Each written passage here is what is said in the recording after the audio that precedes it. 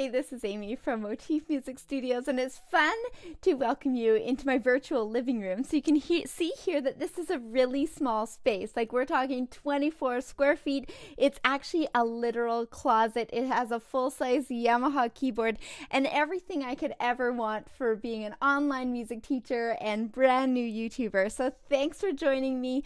Today is our Wunderkeys Wednesday feature that I'm trying to roll out weekly. I give myself a bit of flexibility because I'm also a mom of 3 busy boys, and I also teach one-on-one lessons online. Anyways, here we go. So today, one of the questions asked by a wonderful listener, this is for you, Jasmine, is what do we do when we get those composer notes for each piece? Like if it says groovin' or peacefully or rockin', how do we interpret that as musicians musically? And so what I love to think about is if we're playing music of the classics, like say you're playing something from the Baroque era or the classical era or the Romantic era, those have some specific guidelines for how to play the piece and kind of keep characteristics of that style intact.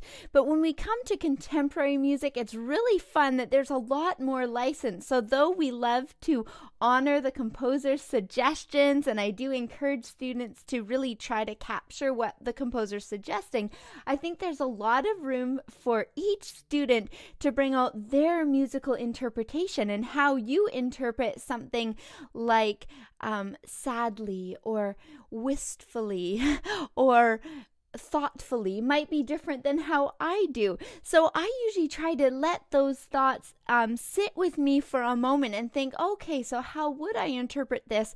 And then another exercise I love to do with students is I love to find things you can do at any level of musicianship. So say, for instance, my students this week were working on 5-finger scales. So if we were on a D major scale like this, just a 5-finger scale,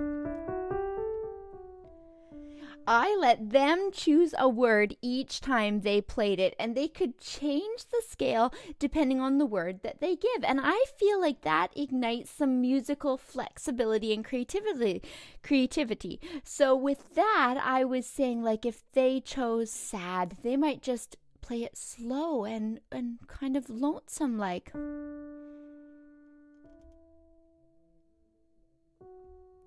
Maybe it would be all gentle, or maybe there would be some accents that would be surprising.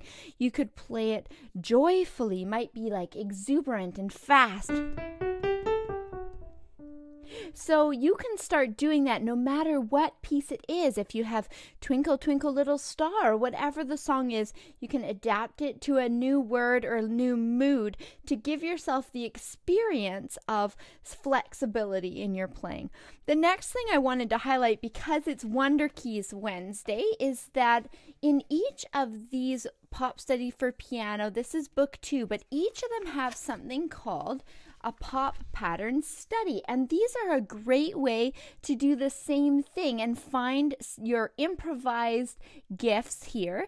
And today I'm going to play Flame, a pop pattern study from book 2, and this one's centered on the D major scale. And what students can do is just play the left hand as it's written, then the right hand has no notes, so you'll see that here, that it just has rhythm but no notes. And so what I love is it gives students the chance to make up their own melody, and you can use those notes or those rhythms to add your melody to, or you can just create something to go with this left-hand pattern. So today I'm going to improvise today for you. I'm not going to follow the rhythm here. I'm just going to have fun with the D major 5-finger scale. I'll keep it down here so you can see what I'm doing. And I will play this as notated. Then I'm going to play it once when I just play the left hand. So if you want to play along, even if you're a teacher, I'd love it if you play around with D major scale notes. You can do the 5-finger D major, or you can do a whole octave and just see if we can play a duet. So you can like this video, you can comment if you gave it a try, and I'd love to hear some of the different words you might give yourself to play. So if you think of a word that captivates kind of a mood, I'd love to hear it, and maybe we can build on that as the weeks go by.